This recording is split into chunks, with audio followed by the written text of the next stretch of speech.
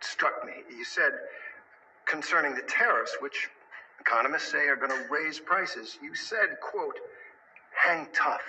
Yeah. It won't be easy. You said that to the American people. Is that what Americans should expect, some hard times? I've said that during my campaign. Look, we won a campaign by a lot. We won all 7 swing states. We won the popular vote by a lot.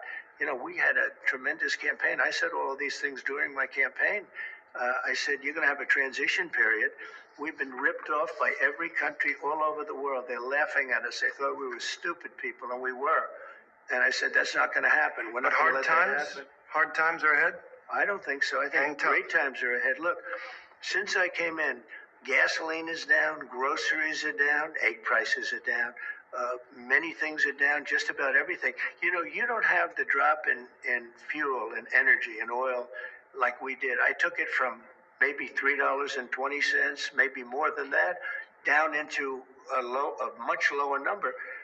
When you have that kind of a drop, you're not going to have inflation. Not now, but it's the tariffs, right? We still have 145% tariffs on China. Why is it? Your Treasury Secretary said we basically have an embargo on China. Look, you're trying to say something's going to happen. No. Okay, well, nothing's going to happen. You know business. Terry, I want to ask you. I do know business. Yes. So 145% tariffs on China, and that's good. Basically an embargo. They deserve it. It'll raise prices on everything from electronics to clothing to building houses. You don't know that. You don't know whether or not China's going to eat it. That's mathematics. China probably will eat those tariffs, but at 145, they basically can't do much business with the United States. And they were making from us $1 trillion a year. They were ripping us off like nobody's ever ripped us off. And by the way, we have other countries that were just as bad.